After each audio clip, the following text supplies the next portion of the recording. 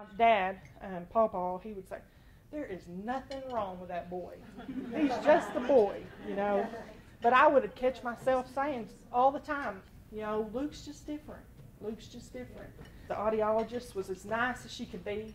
She came out after a while because it was kind of hard to get Luke to sit still, and he wasn't following directions and this and that. And she just came out and said, have you ever thought about autism?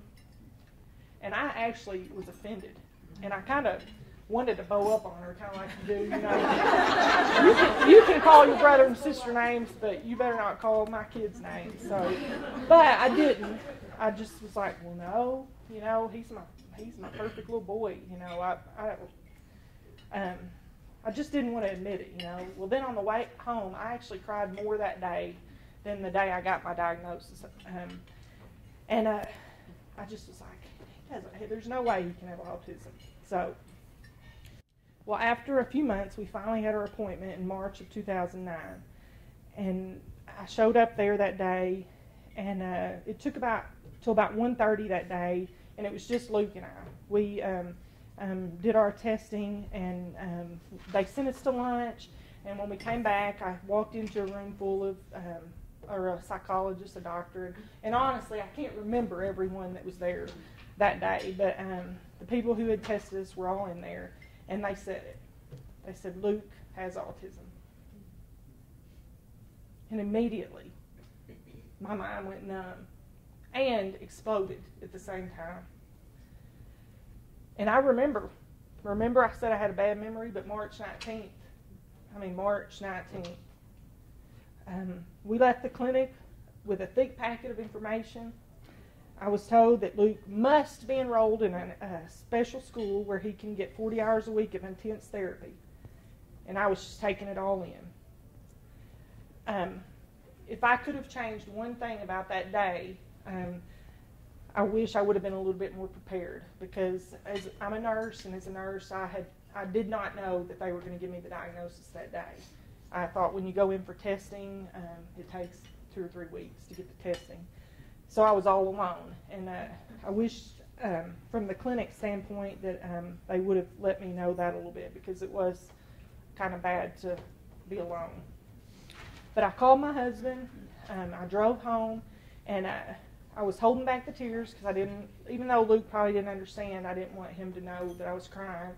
But I was just telling him, Luke, I love you so much. But my mind was literally exploding. And I was thinking, autism.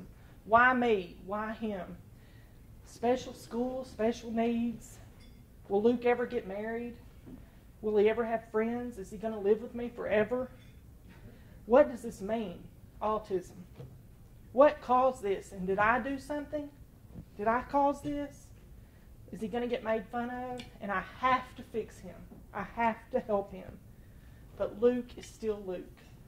Nothing has really changed. I went home that day and I started calling every school in town. By August, I did get him in the school. It's called Access Schools, and it has changed our lives. He has made amazing progress. He's talks, following commands. But the day they told me that he had autism, I had no idea how hard it was going to be. It is hard. The tantrums are probably the hardest thing. And that's one thing I just want to know what to do. What do you do? I mean, especially, what do you do? Since the diagnosis, he's made great strides. He really has. And I know without a doubt that early intervention has been the main thing about this. Now, look, and he does continue to have obsessions. He stims some. He has tantrums. But again, we're working on them one day at a time, and that's how I try to live, one day at a time. He loves iPhones, letters, numbers, videotaping. He loves Tom and Jerry and Looney Tunes, and he loves to watch cake decorating on YouTube. Yeah. Luke knows every car, make, and model, and yes, I have turned around to follow a Corvette to see just where he could see it. We're also very fortunate that Luke gets ABA therapy. now. It's been a lot of hard work.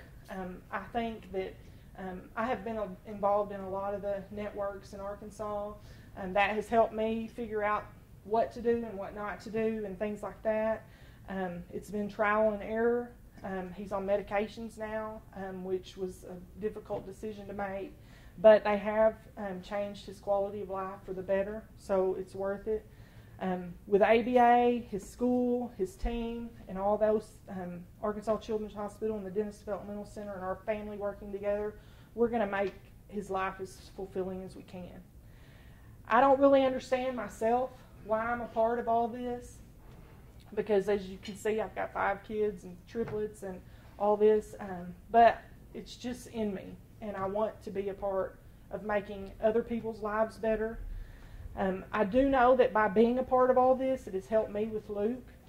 It also has helped me to I just want to let everybody else know what they're supposed to do for their kids. I want them to know. I want to make autism be a part of their lives too, not just a disability or a disadvantage. And that's my story.